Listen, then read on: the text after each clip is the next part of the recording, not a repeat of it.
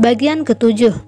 Sebelumnya kakek ketahuan berbohong jika ia punya penyakit demensia, dan kita pun dibawa berkunjung ke masa lalu. Manusia Namsin membuat kejutan untuk kakeknya. Kejutan itu berupa berita dirinya yang menampar Kang Sobong di bandara, kemudian kabur ke Ceko. Kakek pun kesal dan akhirnya membuat lelucon dengan berpura-pura memiliki penyakit demensia, tanpa ada seorang pun yang tahu.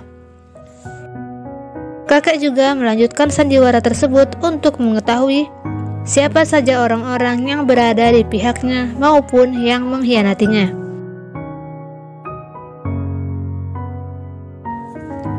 Kembali ke masa sekarang. Kakek meminta Kang Sobong, manajer tim Ji, dan Namsin untuk tidak memberitahu siapapun tentang penyakitnya selama ini. Manajer tim Ji kemudian mengantar ketua ke kamarnya. Ketua pun senang karena mengetahui manajer tim Ji tak seperti Pak So yang serakah dan pengkhianat. Ketua juga berkata, kapanpun manajer tim Ji siap menggantikan posisi Namsin sementara, maka ketua akan memberinya. Namun, manajer tak menjawab. Di luar, Kang Sobong dihubungi Pak So. Ia diminta untuk memata-matai Namsin dan manajer tim Ji. Namsin manajer tim Ji juga berada di sana, menyimak dan meminta Kang Sobong untuk mengawasi Pak So.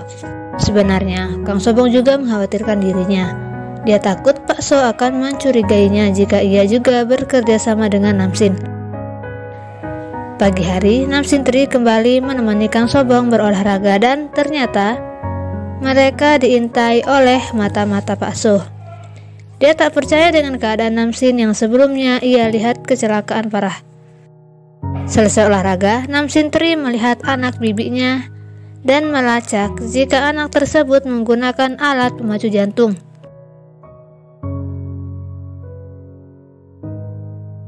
Namun karena takut dengan si kakek, ia kabur dan bersembunyi di halaman belakang rumah sambil main HP. Tak lama, ia pun lemah dan membuat ibunya khawatir. Namsin Tri segera memeriksa pakaiannya dan menemukan HP tersembunyi di dalam bajunya. Bibi kemudian membawa anaknya ke kamar. Pak So menghubungi Bibi Namsin ketika yang berada di kamar tersebut adalah Namsin Tri. Keesokan harinya, Bibi Namsin menemui Pak So dan membawa rekam medis milik ketua.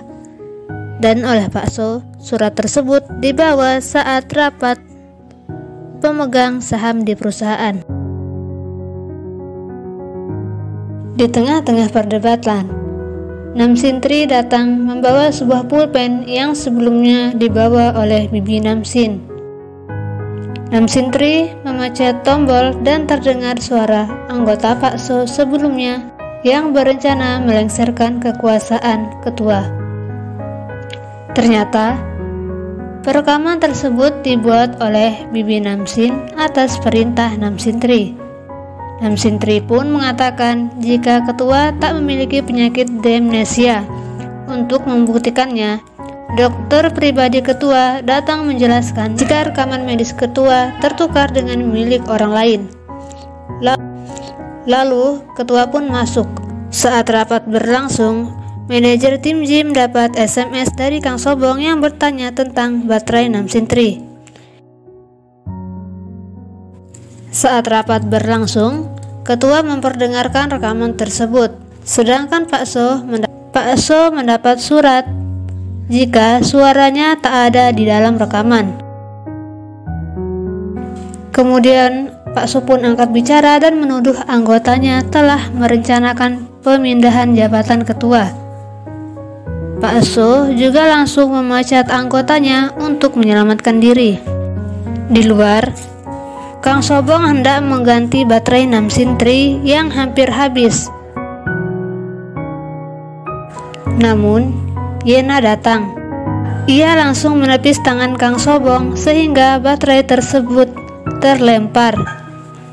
Yena marah kepada Namsin Tri karena tidak memberitahu jika ketua sebenarnya tidak sakit. Kemudian, Kang Sobong juga disalahkan karena ia juga dikira terlibat. Kang Sobong yang ingin mengambil baterai yang terjatuh pun dicegah, sehingga baterai tersebut hancur terlindas oleh sebuah mobil yang kebetulan lewat. Nam Sintri yang kehabisan baterai pun tak bergerak. Yana yang khawatir pun segera mendekat dan tak sengaja melihat tangan Nam Sintri.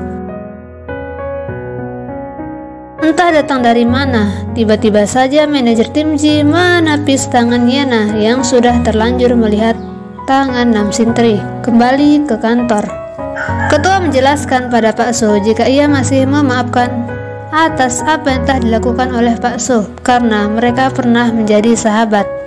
Adegan beralih ke rumah Ibu Namsin. Kang Sobong dan manajer tim Ji membawa Yana ke tempat manusia Namsin. Yana menangis melihat kondisi Namsin yang sebenarnya. Kemudian Yana juga marah karena di saat manusia Namsin sedang koma, orang-orang yang mengetahui keadaannya menggantikannya dengan robot. Mendengar perkataan Yana, manajer langsung marah, sehingga semua pun terdiam. Hari berikutnya, tiba-tiba Yana menentukan tanggal pernikahannya dengan Nam Sintri. Tujuannya agar manajer tim Ji percaya jika ia tak akan membocorkan rahasia mereka. Yana juga sampai mengundang wartawan dan menyuruh Nam Sintri menggunakan cincin agar sandiwaranya tak ketahuan.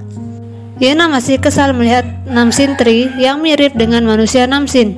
Ia pun langsung menyuruh Nam Sintri berdiri di pojok dan menghadap tembok. Sedangkan di tempat lain terlihat Ibu Namsin menjenguk makam suaminya dan manajer tim Ji datang membawa ketua. Cerita kembali ke Nam Sintri.